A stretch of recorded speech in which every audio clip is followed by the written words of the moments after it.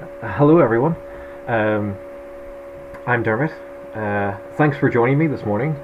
I hope you're all well.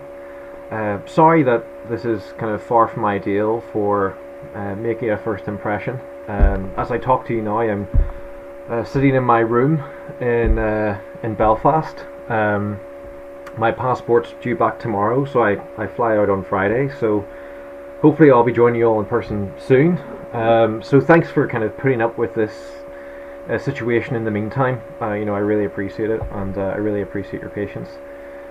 So yes, my name's Dermot, Dermot Trainer.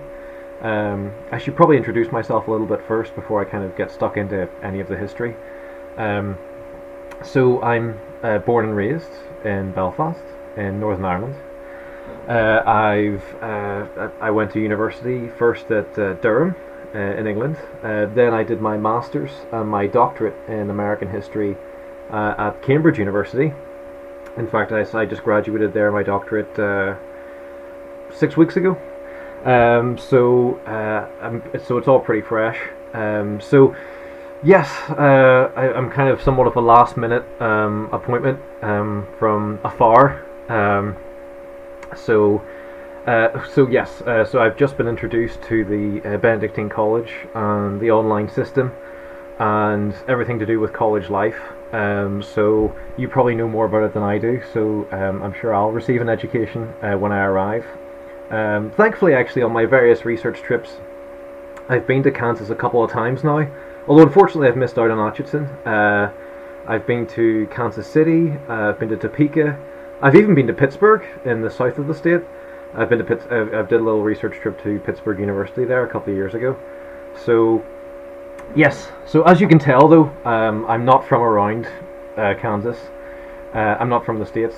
So I very much look forward to going there and meeting you all. And I guess the one other thing I should say, which you're probably wondering, is why does a guy from Belfast in Northern Ireland, why am I teaching American history?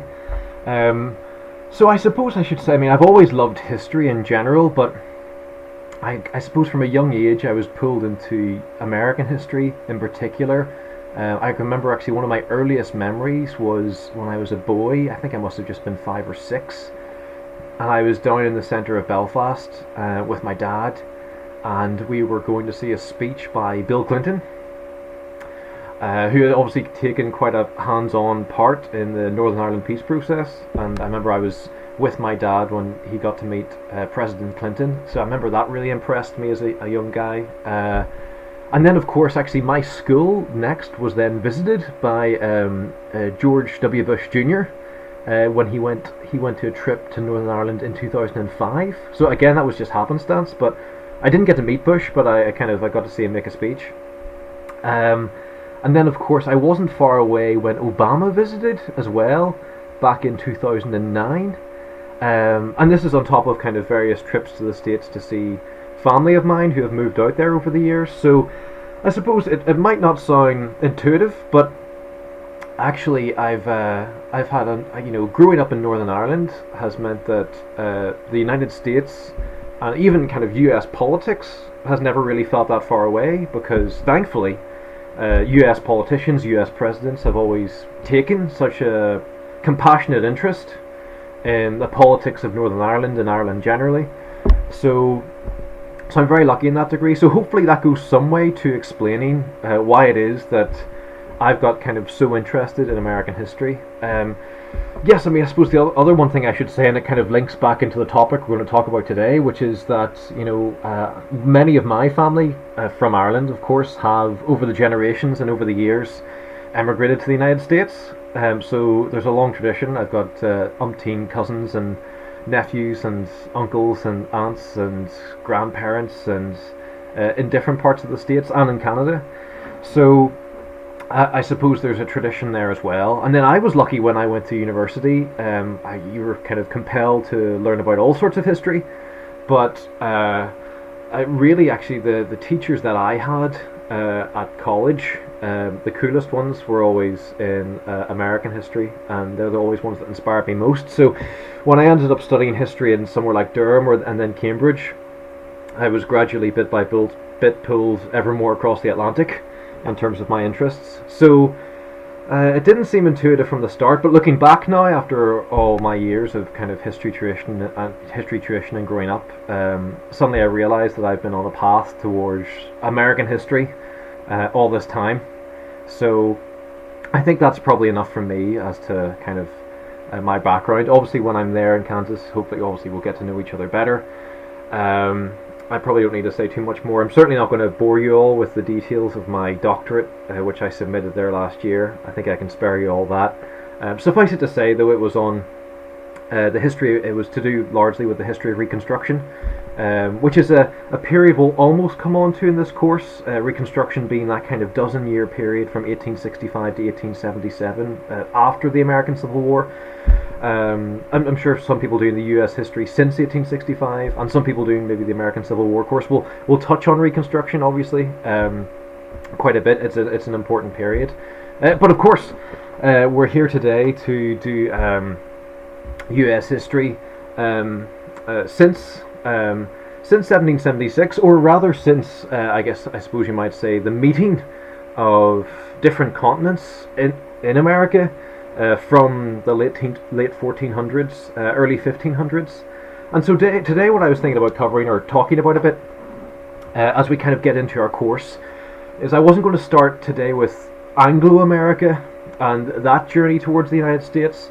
First, I was going to kind of introduce what America was like in the middle of the millennium, in the 1400s, 1500s, and then really talk about the first century or so of interaction between Europeans and Native Americans on the American continent, both in North, Central and South America, just so we have a good mind map of kind of where things were for when kind of serious Anglo-American immigration begins. And obviously the English migrants, famously of course the Pilgrims, the settlers in the Chesapeake, the mass migration there is obviously the link, the strand in this story, which ties most closely then to the future development of what became the United States of America. But before that, I really just today want to kind of talk about the other empires that were involved in Native America, because it was certainly no sure thing if you visited America in the 1490s or any time in the 1500s or early 1600s that the North American continent would come to be dominated eventually by the settlers from Great Britain primarily, and English-speaking settlers, and because kind of modern concepts of manifest destiny and the North American continent belonging to English settlers only really fully matured in the early 19th century. Before then, North America was a kind of a vast competing continent between different empires, different groups. But I guess before all that, however, I really just want to kind of talk a bit about North America, I should say, before European arrival, before Columbus, and what that society looked like. So, to kind of go back into the grand history of the whole thing, tens of thousands of years ago, what is now the North American continent, including into Central America, South America, was settled by people who came down through the tip, through Canada, down through North America, Central America, South America, from what is today Russia, or Eurasia, through a land bridge of ice that was still in place at the last ice age up to 10,000 years ago. Then with the end of the last ice age around that time, that ice bridge melted. Then there's the Bering Strait, which you still have today, which is a sizable chunk of water between Alaska and Russia. So after that point really was the cutoff, at which point those that had come to North America and settled there then became a distinct people, only to be kind of reunited with the people from Eurasia and people from Europe with the arrival of Columbus and other discoverers then in the late 1400s, early 1500s. So really, you had a sizable tens of thousands of people coming down tens of thousands of years ago through the Bering Strait, through Canada, North America. And so by the time we get to the kind of the late 1400s, they estimate, these are all very general, But the Native American population of the North American continent was something between 2 and 5 million people. The Central and South American parts were much more inhabited, upwards of actually 50 to 90 million is estimated, when you include the Caribbean, what is today Mexico, into South America. That is largely because certainly at those times of history, the land of Mexico, South America was more arable, as opposed to Canada, which was considered, an icebox, and like the Great Plains of America, which even then were, desert territory, not necessarily suited to kind of crop agriculture. Nevertheless, in what is kind of, and so yeah, that is reflected in kind of the big settlements. Of course, the biggest city in all of the Americas before European arrival was Tezcatlipan, which kind of today called Mexico City, which is really the central point of the Aztec Empire, which kind of goes back into the 1100s, 1200s. Then, of course, you also have the Inca Empire in what is modern-day Peru, which is almost of a similar size and scale. Kind of Tezcatlipan had about a population of about 250,000, 250,000. So it was by far the largest urban settlement, not only in the Americas, but in the world. The only ones that come close were also perhaps in China. But in North America then, even though by and large it was much more sparsely populated, you also had settlements up the Mississippi River, Native American settlements, one at what is now called Poverty Point, which consisted of a few thousand, and then another which is almost just a little bit north of what is modern day St. Louis. I'll get the name for it here, Cahokia. I hope I'm probably murdering the pronunciation. But again, that was a settlement of about 10 to 30,000, and you can visit both of these settlements today, and you can still see kind of the pyramid-style mounds that were constructed there, with, I guess, the surrounding countryside, which was used for agriculture and marketplaces and places of trade. So these were obviously quite kind of sophisticated urban areas with their own governments, with their own rules, with their own ambitions for territorial conquest. At this point, you didn't have any sizable settlements up and down what is now the east coast or west coast of America. The major settlements came again through the Mississippi River. I suppose for the Mississippi even then serving as an obvious vehicle for trade between different tribes. And the North American continent was a huge. It's worth looking at your maps in Chapter 1 of Eric Foner's Give Me Liberty if you can, because you then get a real sense of how North America was a real patchwork of hundreds of different tribes, with hundreds of different cultures, religions, speaking hundreds of different languages. It was a real polyglot mix. And if you went, of course, even what we call America wasn't called America at the time. Amerigo Vespucci, the Italian explorer, hadn't arrived until 1502. So before this, America wasn't a word.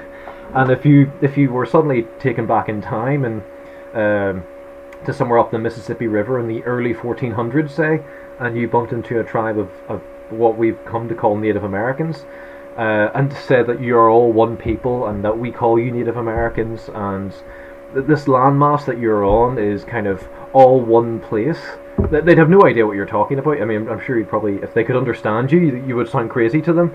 There was no sense then of native peoples as one, or kind of a general government.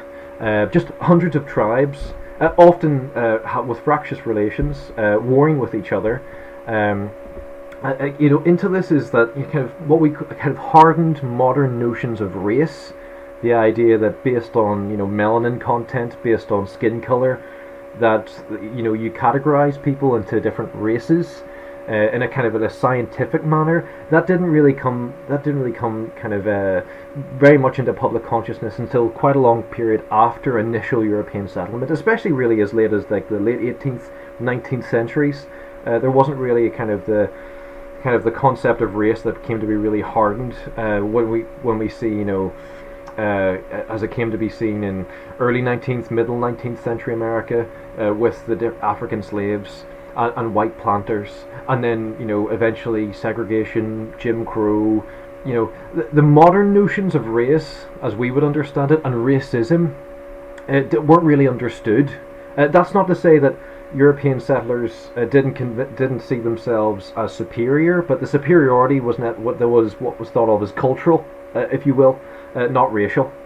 So again, anyway, but nevertheless, by the time we arrive in the kind of almost at the time at which Columbus kind of embarks in the Caribbean, the major Native American tribes, some of which that we would recognize in the later period, had already come to be. Cherokees, Choctaws, the Iroquois of New York region, um, some of the great tribes in the West, the Utes, the Seminoles in Florida. So, nevertheless, there had been an expansion of and a conglomeration of some tribes into major units by the time we're arriving at. Um, Native American, it's very hard to generalize across all these different groups about how they lived, but by and large, people that we called Native American on the North American continent before European arrival lived by these broad parameters, which is number one, senses of property were not individual but tribal. So what do I mean by that? I mean there was a sense that a tribe had land that it used and that it recognized as its, but the Native Americans necessarily wouldn't have recognized, a property contract, absolute right of individual ownership in perpetuity until sale. The idea, in other words, that an individual and his or her family could essentially could fence off a certain piece of land and call it theirs, in perpetuity or until they sold it. That wouldn't have necessarily been understood by Native Americans. They had a more communal understanding of the land. The tribe, as an entity, owned the land, not individuals, if that makes sense. So there is still a lot of warfare between tribes over bits of land, and who would essentially have rights to use that pieces of land that were considered particularly valuable. But again, one of the major sticking points then when Europeans, especially English settlers, arrive in the decades afterwards, is that Native Americans were found disliked, and it was a real source of tension when European settlers came in and didn't just begin to use the land, but claimed exclusive and perpetual right to it, and that was the source of a lot of wars between Native Americans and the English settlers in the 17th century and the 1600s, which we'll get onto probably in the next lecture. Yes, another point as well would be, I suppose, culture. So the way tribes organized themselves. So I mean, typically tribes, the chief of a tribe was male. But nevertheless, there was many aspects of tribal life which were matriarchal, including kind of how things were handed down, how tribal elders were appointed. That's not to say that it wasn't in many ways a patriarchal society, but nevertheless there was more nuance between the genders in Native American groups by and large than there were, say, between again, English settlers, where there was the hard and fast laws of coverture and the husband as being the center or the head of the household. That necessarily wouldn't have been recognized in Native American tribes. I suppose the one other thing too, which is significant, is religion or ideas about religion. I suppose by and large Native American tribes would have had ideas that we would recognize today as pantheism. In other words, God being recognized in all things. So God being maybe represented by different animals, represented by different spirits, represented by different forces. This is just in general terms. Obviously there was kind of Christian notions to do with this, but again, Native Americans necessarily, they wouldn't have had a Bible or a kind of a holy text that they would kind of follow to the word or interpretations of that word. Again, so they would nevertheless have kind of tribal religious ceremonies and celebrations at certain times of year to mark different points of year, and they would nevertheless have certain pieces of land in particular which they considered as holy and representing as being closer to God. You often see this in Native American tribes who live in mountainous areas, mountains, and the peak of mountains often being considered as kind of holy spaces, holy spots. Again, this was another source of tension with kind of European settlers. So yes, so I mean, to get on to all this, I mean, why have I just kind of gone into all that detail about, in general terms, about Native Americans, Native American culture and life?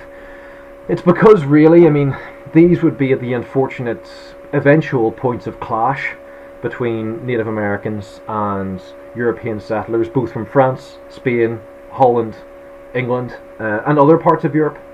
Um, I mean, when kind of European settlers first arrived, I will get on to the dates of all this arrival. Actually, I mean, a lot of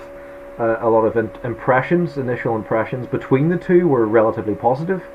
It's only really when the first colonizers arrive, especially from Spain in the early 1500s, that they come with there's a more inferior critique of Native Americans. So yes, actually, before I get into all that, I'll probably just give a very general layout of the first contact between Europeans and Native Americans.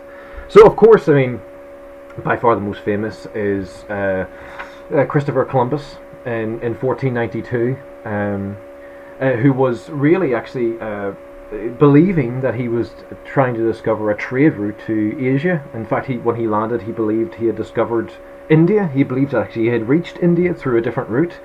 Hence, the Native Americans came to be called Indians, which is remarkably a term which has stuck with us from 1492 to today. Although, of course, it was another Italian, Amerigo Vespucci, who kind of realized that the continent that they had reached in the 1490s was not India, a wholly different, separate continent. And then his first name, Amerigo, came to be used then for both the Americas. So, the irony is Columbus got there first, but Amerigo Vespucci was the man who the Americas were named after in 1502. So, yes, so Columbus set sail in September of 1492 from Lisbon, or from I believe so, from Lisbon, eventually arriving first at the Bahamas, then the island of what's called Hispaniola, today kind of Dominican Republic and Haiti, and then he travels onto another series of West Indian Caribbean islands before heading home in late 1492, having claimed that he has discovered India. So that whole area in this time came to be called the West Indies. Now, to give a bit of background to all this, really it was the Portuguese who had pioneered long-distance boat travel earlier in the century, earlier in the 1400s. Most of all, at the kind of mid-1400s, a guy called Vasco da Gama had successfully sailed down the West African coast all the way to the bottom, Cape of Good Hope, then round up and had reached India. This was after kind of decades of earlier Portuguese mariners who had kind of started first to sail down the West African coast and the Azores as well. So anyway, that's why Christopher Columbus himself was so convinced, or wanted to be so convinced, that the land that he had uncovered, or the land that he had landed on in the Caribbean, was actually Indian, or was actually the India. That was the purpose of the trip, to discover a new trade route, and not necessarily to immediately settle or colonize the space. But nevertheless, I mean, when he arrived back in Europe, the news spread quickly, thanks through the new printing press, all over Europe, and it really touched off what became kind of a huge period of exploration by different people from different countries. So I mean, the next major exploration, for instance, was Christopher Columbus was from the port of Genoa in Italy, which was kind of a famous port for mariners and sailing and exploration. Another man from there who had settled in England, called John Cabot, then made a trip to Newfoundland in 1497, 5 years later, and then very shortly after that, French, Dutch, and some English traders also then began to, by 1500, make their way to Canada, North America, and began trading with Native American groups. So this was all in the first decades. That was North America. What was then going on is Christopher Columbus sailed back in 1492, then made three more expeditions, 1493, 1498, 1502. I mean, he died in 1506, still believing that, kind of claiming that the area that he found was India, in fact, and not America. So the initial 1492 exploratory expedition was quite small. The 1493, 98, and 1502 expeditions were much larger, and indeed there was, if I have this correctly, yes, it was Pedro Cabral, or it was Nicolas de Ovanda in 1502, off the back of all of Columbus's explorations. He had tried to establish settlements on these islands, but they'd failed. The first major settlement then was Nicolas de Ovanda in 1502, also sailed at the island of Hispaniola with about 2,500 men, kind of soldiers, merchants, agriculturalists, with the idea of founding a permanent settlement. And this was what was founded on the island of Hispaniola in 1502 was the first major European settlement in the Americas, and became the kind of the center point for the expanding Spanish Empire through the rest of the 1500s.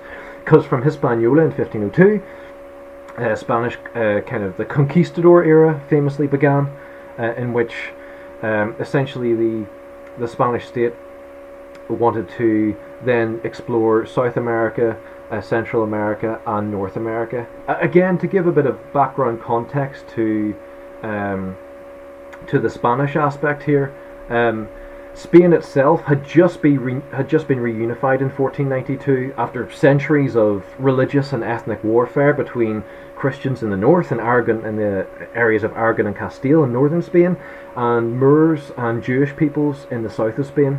So the reconquest of Spain had actually just culminated in 1492, almost in fact in the exact year that the new rulers of Spain, Ferdinand and Isabella, and the Catholic Church, the Pope having a lot of influence in Spain, commissioned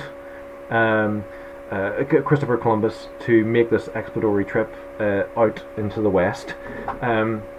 So you'll see then, however, that the kind of these Italian, Portuguese, but mostly Spanish mariners who then set sail in the rest of the 1490s into the 1500s.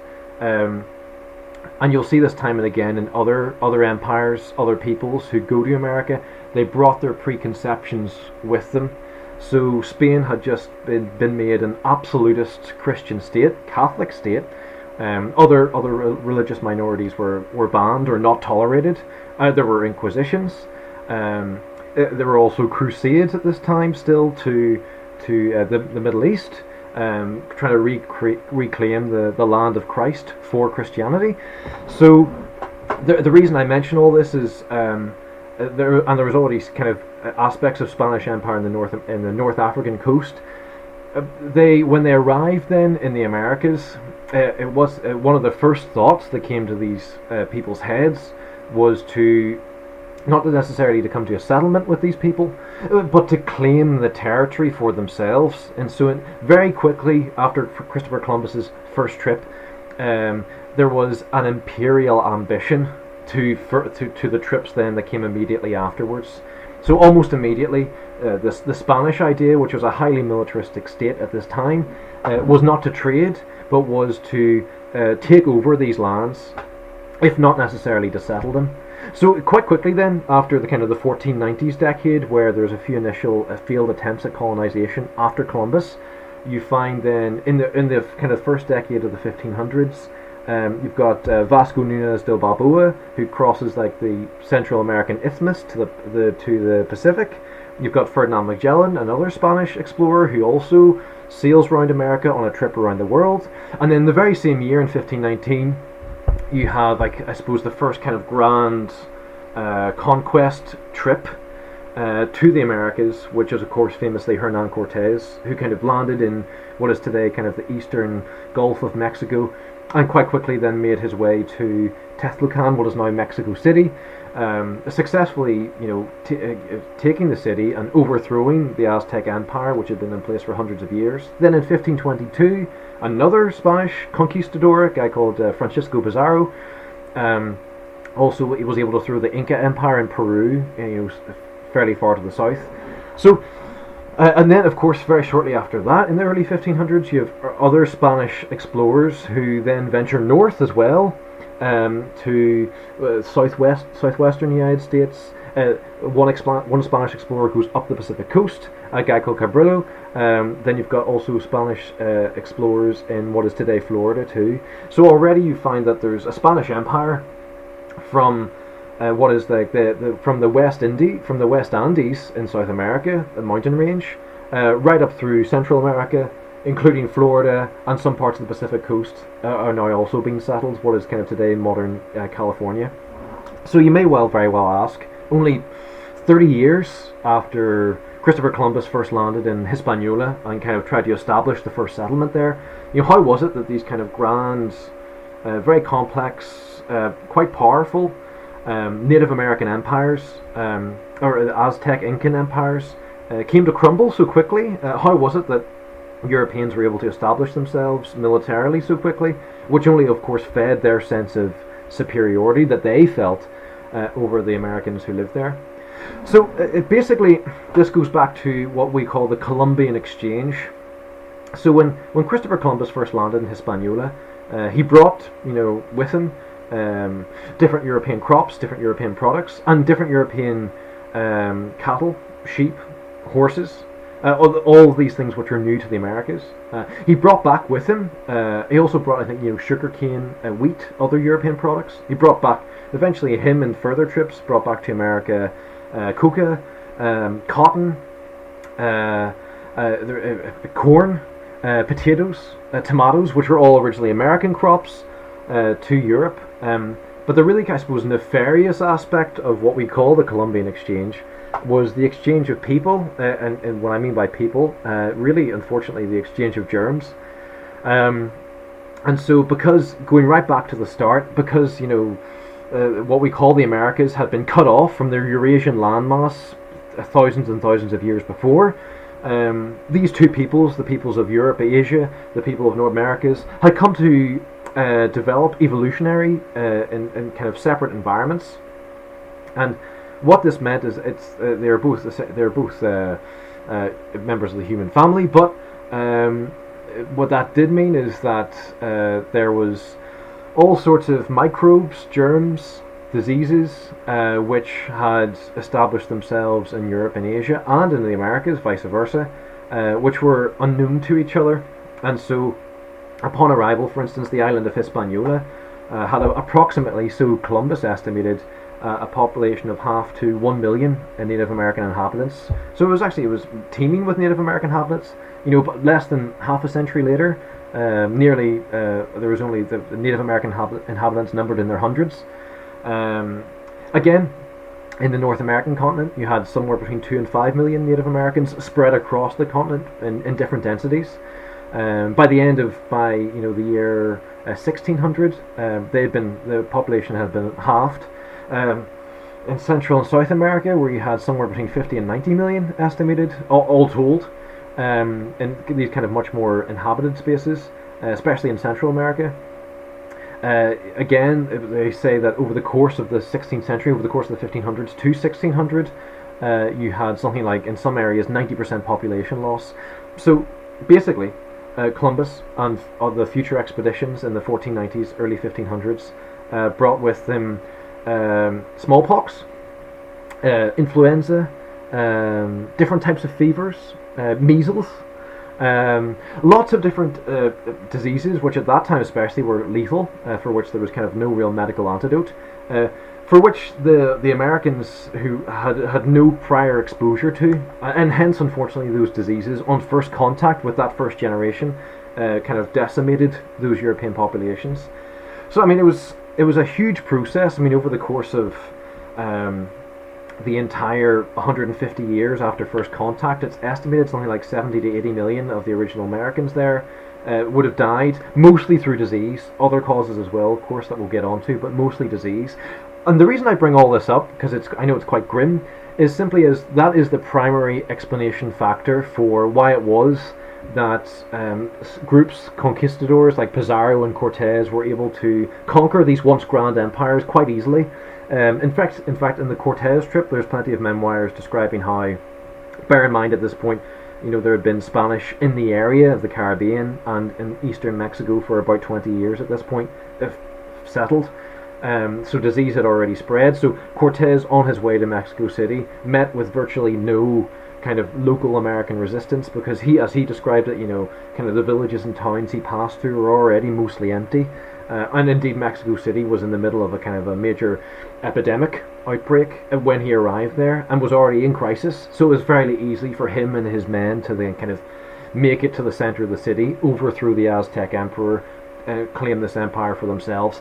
In many ways it was the same story for Pizarro in the Incan Empire as well. So I think it's important for me to kind of elaborate a little on why it was that these European empires were able to establish themselves quite easily, quite soon after first contact, which then, of course, led to other European empires getting involved. So, again, suffice it to say, the Spanish have now established themselves by the 1520s, 1530s in Mexico, South America, even some exploratory parts into the North American continent. So the Spanish Empire colonization of this was really focused on.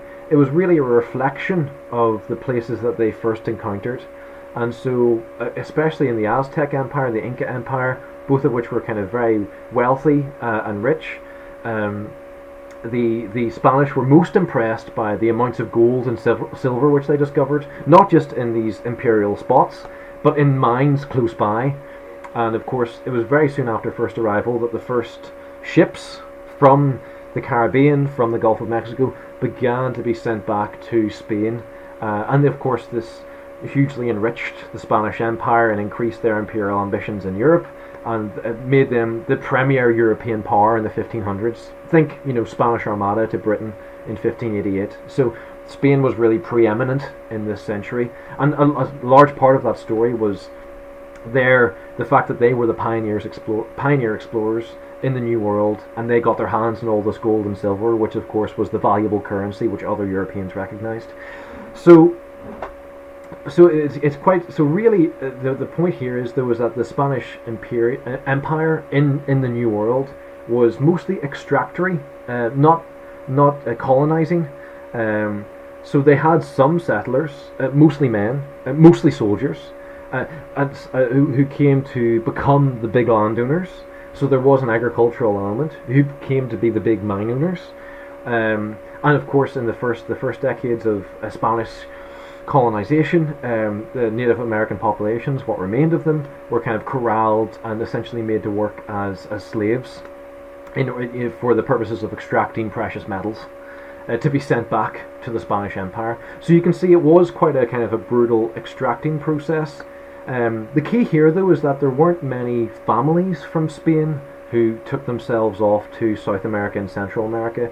This was mostly a young man's soldier's game who went to Central and South America to get rich quick, to make their fortunes, and then return to Spain.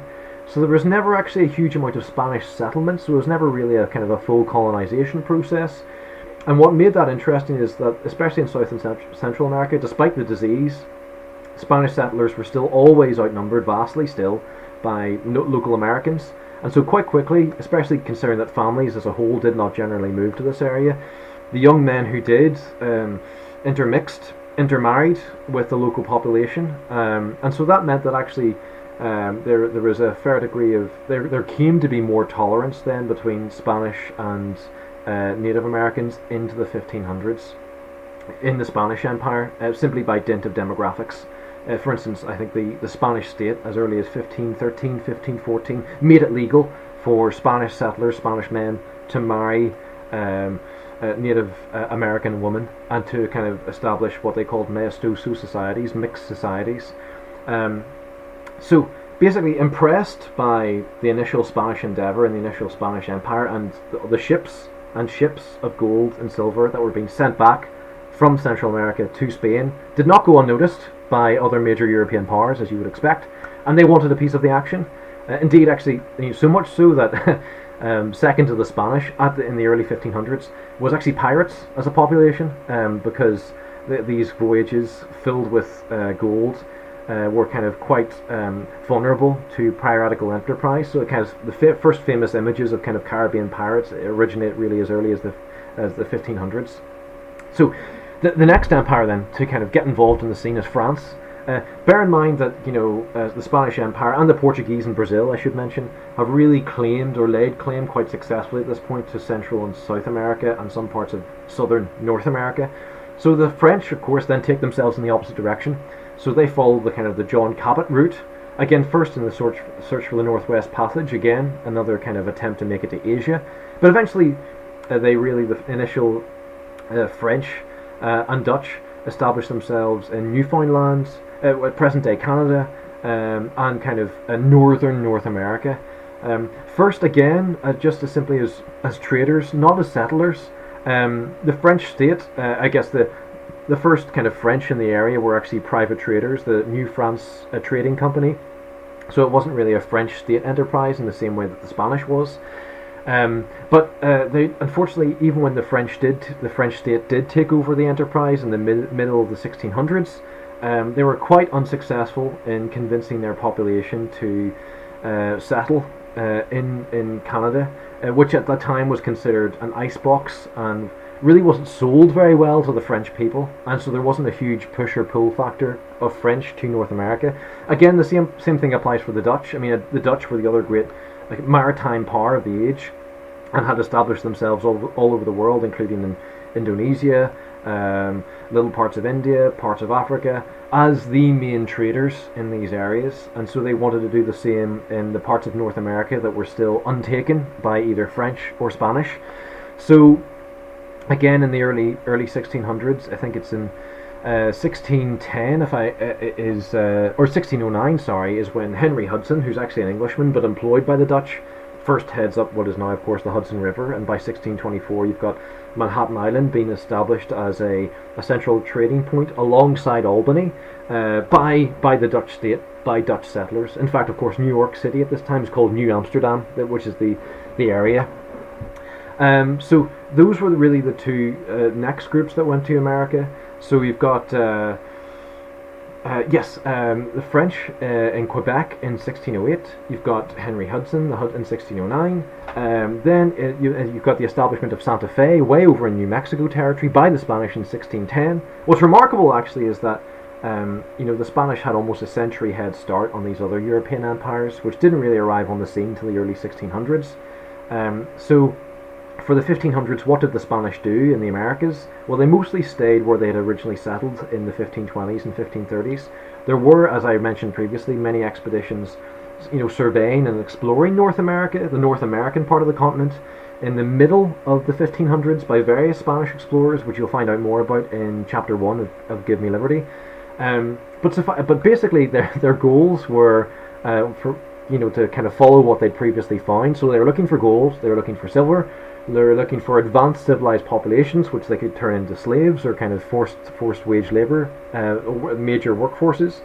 And so really they toured all over North America, up the Pacific coast, the Great Plains, the Southwest, New Mexico, what is now New Mexico, even parts of Florida, and weren't really all impressed by what they'd seen in comparison to what they discovered in Central and South America. So they choose not to settle there, and they consider their explorations a failure. Essentially, nothing to see here. There's no gold and no silver, so we're not interested. So they'd already been somewhat spoilt by the riches that they'd first uncovered in Central and South America. So remarkably, the first kind of major Spanish settlement in the North American continent actually was officially established after the French, the English, and the Dutch at the end of the 1610s. So really, actually, it was the fact that the Spanish were so fully involved in Central and South America, and the riches to be had there gave other European empires an opening then because this land had gone unclaimed by the Spanish, to establish themselves on the eastern seaboard and in Canada. So yes, so you've got the French in what is kind of Newfoundland, Quebec province, even in some of kind of northern North America, like the Great Lakes region. This is in the early 1600s now.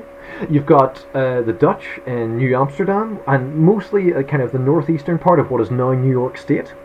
And then finally, at around this time, in 1607, you have the establishment, what turned out to be quite momentously in the end, of the first kind of English settlement in Jamestown, up the James River, in the Chesapeake region, in the territory that came to be known Virginia, eventually Virginia State, of course.